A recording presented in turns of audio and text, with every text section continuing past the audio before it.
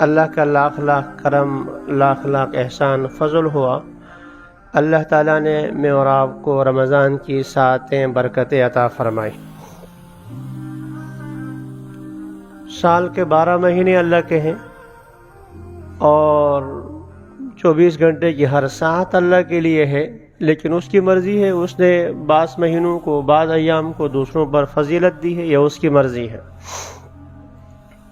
تو پورے سال کا میں سے سب سے بہترین مہینہ سید الشہور رمضان المبارک، 15 روزے اس کے ہو گئی، آج 16واں ہے، اور ہماری یوں غفلت 16 کے بعد 17 بھی آئے گا، 18 بھی آئے گا، 19 20 21 22 اور یوں آ کر چلے بھی جائے گا۔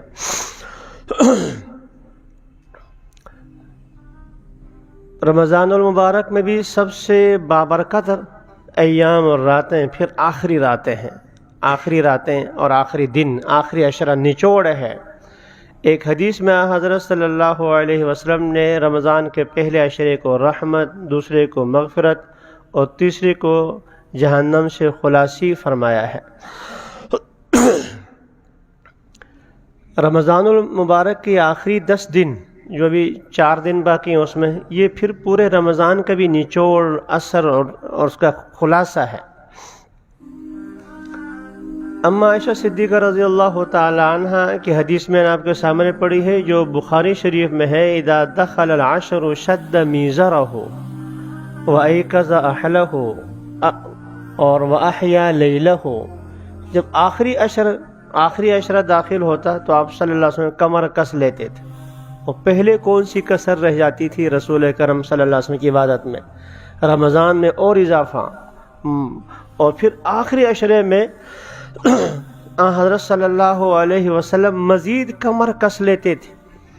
اور آگے اماں جی فرماتے ہیں کہ احیا لیلہ، ساری رات خود جاگتے تھے، وایقظ اہلہ، اور اپنے گھر والوں کو بھی جگائے رکھتے تھے۔ حدیث کی ایک مشہور اور کتاب ہے نسائی شریف، اس میں رسول کرم صلی اللہ علیہ وسلم کا عام معمول یہ لکھا ہے، جب آپ صلی اللہ، اما عائشہ صدیقہ رضی اللہ تعالیٰ عنہ کی روایت ہے، جب آپ صلی اللہ علیہ وسلم تہجد کے لیے بیدار ہوتے عام دنوں میں، انتعل رویدن، آہستہ سے اپنے جوتے مبارک اٹھاتے، وَأَخَذَ رِدَاءَهُ رویدن، آہستہ سے چادر اٹھاتے تھے، ثم فتح الباب رویدن، پھر آہستہ سے دروازہ کھولتے تھے تاکہ گھر والوں کے جو ہے وہ نیند خراب نہ ہو۔ تہجد کوئی فرض واجب تو ہے ہی نہیں، اپنی شوق سے اٹھنے کی چیز ہے، تو حضرت صلی اللہ علیہ وسلم اس کا اہتمام فرماتے تھے کہ میرے جاگنے سے کسی اور کی نیند میں خلل واقع نہ ہو۔ ہمارا تو معاملہ بالکل برعکس ہے، اور کبھی غلطی سے اگر رات کو کسی وجہ سے آنکھ کھل جائے اور نیند نہ آئے، نماز کے لیے اٹھ جائے، تو پھر اسی چھوٹے سے انڈے کے لیے مرغی اتنی بڑا سا جو ہے وہ شور شرابہ کرتے، ہمارا بھی یہی حال ہوتا ہے۔ اور پھر صبح ہم بتاتے ہیں رات کو ہم اس وقت یہ ہوا تھا فلاں جگہ پر، اذان سے پہلے باہر کوئی آواز آ رہی تھی، بتانا چاہتے ہیں کہ اذان سے پہلے میں اٹھ گیا تھا۔ لیکن نبی پاک صلی اللہ علیہ وسلم کا معمول یہ نہیں تھا۔ لیکن رمضان کے آخری عشرے میں ویسے آپ صلی اللہ علیہ وسلم کا عام معمول رات کو جاگنے کا، مستقل جاگنے کا نہیں تھا، آپ سوتے تھے پھر بیدار ہوتے تھے، سوتے تھے بیدار ہوتے تھے، یہ آپ کا معمول تھا۔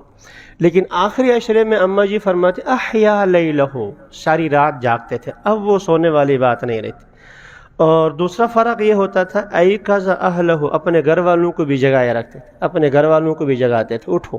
یہ آخری عشرہ ایسا نہیں ہے کہ اس میں سونے والی باتوں، سونے کے لیے وہ رابعہ بصریہ رحمۃ اللہ تعالی علیہ جو ہے وہ پوری رات عبادت کرتی تھی، اور فرمایا کرتی تھی مجھے افسوس ہے قبر میں اتنی لمبی نیند سونی ہوگی، بھائی مرنے کے بعد حشر تک تو قبر میں ہی رہنا ہے نا، تو اتنی لمبی وہاں نیند ہونی ہے، تو پھر دنیا میں سونے کا کیا مطلب ہے؟